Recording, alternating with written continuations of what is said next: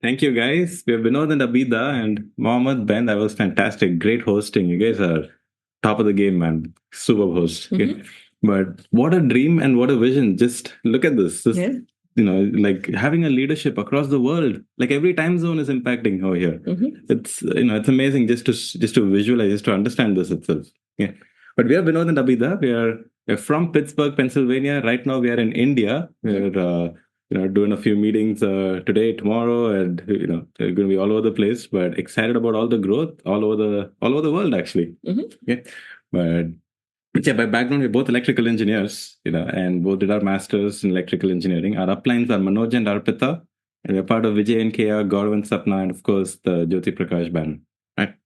We're actually a very interesting topic we're going to talk about. Okay, so at this level, see, like you qualified 600, you starting to build an organization. Yeah. So now it's no more just about one individual. It's not just about me, my ditto, my volume, my process appointments.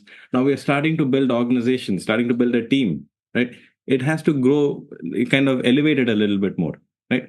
So there's an element of actually building a culture around your organization, and it does not automatically happen, right? It's a conscious effort. There's a lot of brain power behind it, and it's consciously done as well. Okay, like for example, when you look at this organization, there is a culture in it. When you meet anybody in Jyoti Prakash team all across the world, you'll know, man, they're part of Jyoti Prakash team. We don't have to say nothing, like we already know it. And that's the beauty of it, right? It's because there's a culture in the organization, right? And that's what we want to build. That's how we actually create that's how you create this kind of a business in itself.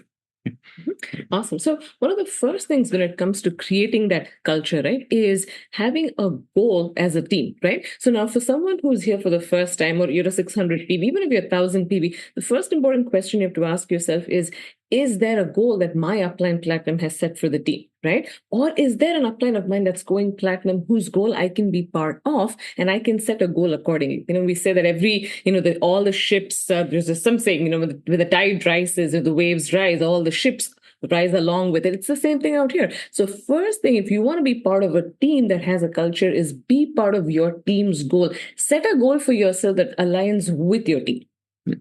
There's an like, and plugging into it, like Rashmi and Smita just spoke about Vision 10,000, right? And how we can be part of that, how we can, hey, set a goal, find out, okay, what, my upline, this is what, their goals are, this is how I'm going to be a part of. Maybe your goals to be a team of 10, team of 20, 100, and whatever your goals are, okay, aligning into that. Yeah.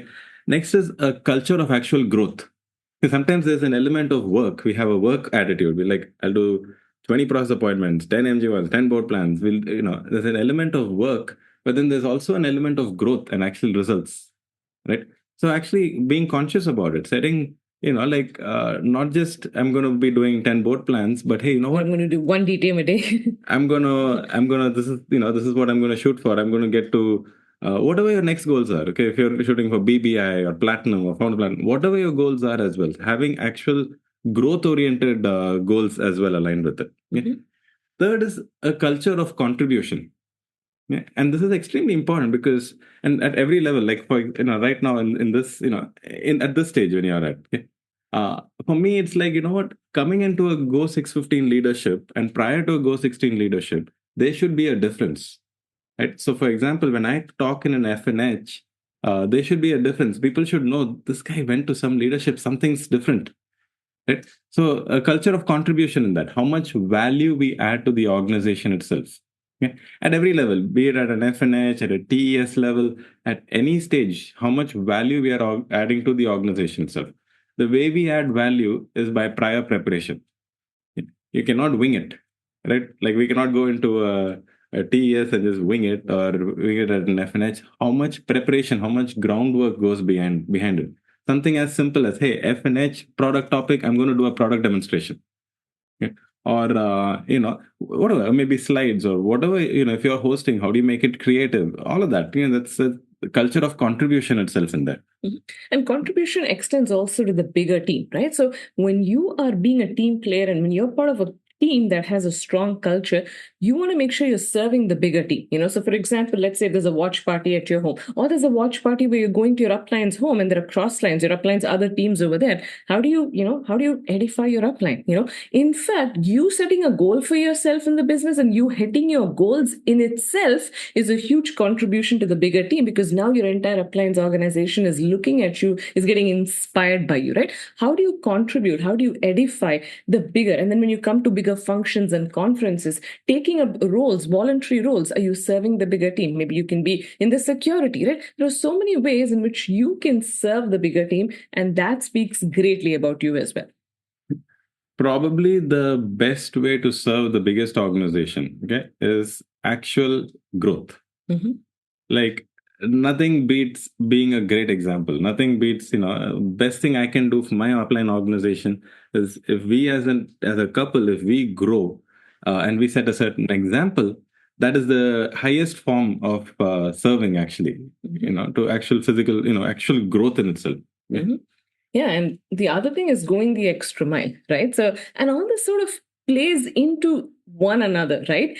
Are you just delivering what you're supposed to deliver? Let's say you're, again, going back to the FNH example, okay, I have a topic and I'm just going to speak about the topic. I did a good job. But are you going the extra mile? Are you making sure, number one, it was timed properly, it was, presented properly? What are you doing to set that example for your organization? Going the extra mile everywhere makes a big difference. Even small stuff like, there's a potluck happening, right? Let's say a potluck's happening, or, a team get together is happening. Add something to it, maybe make a dish, do something. I remember my upline once telling me that, and I remember live this happening as well. Potluck was happening, and I was like, you know what? I'm just going to run to the store, buy an ice cream, and go there. And then my upline was like, hey, I was in the store, and he already knew I was going to, grab an ice cream. So he was like, hey, by the way, don't get ice cream. add value itself, right, to the organization. I love that. You serve the organization, go an extra mile.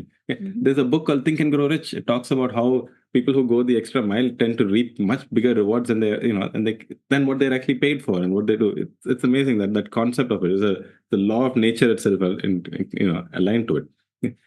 And then having fun through it. We have a blast building this business. My gosh, this is amazing. We build it as a family. Like right now, we are in India. Tomorrow, we're going on a team meeting. And hey, you know what? Our kids is going to come along with us as well. We're taking, taking the kids along as well. We build it as a family. We love doing that. Having fun with the team itself. The Orlando conference. Oh my gosh, we had a great time. Mm-hmm. It was amazing. Yeah. And last couple of thoughts, okay, is these are things which will help in building a big business. Okay, these are things which will facilitate in building a big business, actually. Okay, power, and not only big business, even life itself. Okay, power of spoken word, what we talk. Okay, what in an organization and to ourselves, more importantly, but what we talk, what we speak actually comes into fruition. So if we're talking, scarcity happens. If you're talking abundance happens, right? So whatever we speak it happens, right? The power of spoken word, talk growth, talk what you want in your life that you want, not what is already there, which you don't want, right? Power of unity, yeah? Working as an organization, as a team, there's so much that can be done when you work as a team, actually. Right? It's so much easier, just like what Abhida said, rising tide raises all the ships, right? And there's a unity element. Yeah, you can try building this as a ninja, solo, warrior, possible, but it's a lot easier to build it as an army. Yeah. And the last thing is the power of submission. This is so important because here we are so fortunate to have a coach, somebody who's guiding us through this whole process, through this whole journey, right? And what's important for us is to understand that they are there because they've been there, they've done that. And for us to be able to submit to them, meaning listen to them, get their thought process, not that I'm not allowed to share my thought process, I am, but at the end of the day, they know what's better for me because they've been there, they've done that. And learning to submit is huge because that's where I have an ego, but I'm willing to submit that ego in order to hit bigger goals in life, Yep. But we had a great time connecting here. We can't wait for the rest of the speakers. It's going to be a blast. But man, thank you so much, Rashmi and Smita, for having us on the schedule. But just organizing this in itself is a dream builder for us. With that, back to our hosts. This is a copyrighted program of The Collective, powered by Markham